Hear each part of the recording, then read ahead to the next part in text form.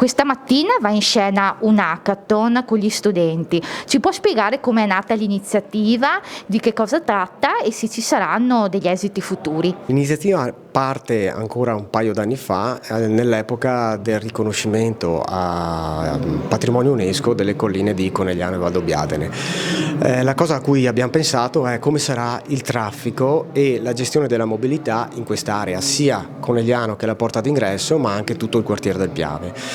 E considerando le difficoltà e il pesante traffico che c'è in questo momento, pensando agli N turisti che arriveranno, pensando alla Pedemontana Veneta che aprirà e soprattutto al traffico del post-Covid, abbiamo detto proviamo a trovare delle soluzioni, rivolgiamoci ai ragazzi tramite il veicolo delle scuole e vediamo loro, che sono i cittadini di oggi e che abiteranno queste zone domani, cosa ne pensano e che soluzioni propongono. Quindi l'hackathon è proprio una serie, un concorso, un contest che vuole evidenziare e premiare quelli che saranno i lavori migliori svolti dalle scuole che abbiamo coinvolto nella Sinistra Piave. Gli obiettivi quali sono? Naturalmente sono quelli di riqualificare in modo sano, corretto e ordinato un territorio che è già preservato, ma appunto riqualificarlo dal punto di vista dell'ambiente, diminuire il traffico, quindi avere meno inquinamento, creare una ricaduta sociale anche dal punto di vista economico, perché un buon avvio di patrimonio UNESCO sicuramente porta dei benefici anche a tutta l'economia locale. E, infine per noi diventa importante anche riuscire ad avere un collegamento con le scuole e con il lavoro che fanno i nostri giovani e i nostri studenti. Stamattina UNESCO, territorio e giovani sono i protagonisti di questa iniziativa.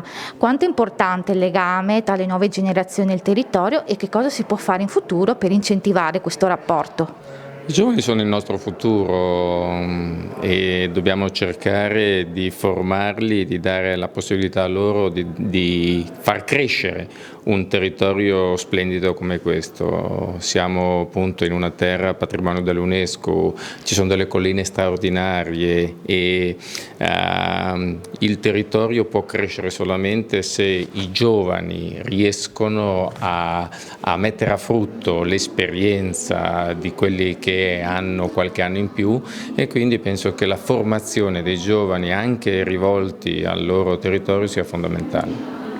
Lo sport che ruolo ha e che ruolo può ricoprire in questo senso? Ma lo sport può essere determinante. Io sono un ex professionista, sono ancora uno sportivo e dico solo che la settimana scorsa sono andato a fare una ciclabile perché me ne avevano parlato bene da Mantova a Peschiera, e quindi in questo caso attraverso lo sport sono riuscito comunque con la mia bicicletta a fare il turista, a fare il cicloturista. Tra l'altro il cicloturismo sta crescendo tantissimo, in più con anche il discorso delle bike è comunque uno sport, un'attività aperta a tutti, non ci sono più limitazioni, e quindi anche queste colline attraverso lo sport, attraverso i cammini, attraverso ciclovie, attraverso il cicloturismo c'è la possibilità di incrementare e non di poco tutto il comparto turistico. Si moltiplicano le iniziative sul territorio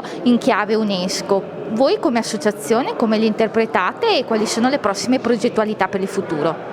Beh, innanzitutto mi complimento con Confartigianato per questa lodevole iniziativa ed aver coinvolto i ragazzi delle scuole, perché in primis da questi dobbiamo partire per far crescere il nostro territorio e le nostre colline. Una delle problematiche da affrontare e da studiare sicuramente sarà la mobilità, quindi abbiamo i turisti da portare ad esempio dall'aeroporto di Treviso piuttosto che di Venezia, e quindi un pensare a una mobilità nuova e un trasporto che possa essere anche un trasporto green all'interno delle nostre colline, all'interno del nostro patrimonio UNESCO, penso sia doveroso da parte dell'associazione, ma da parte di tutti gli enti e soggetti interessati, per affrontare al meglio questo che sarà una grande sfida per il futuro delle nostre colline.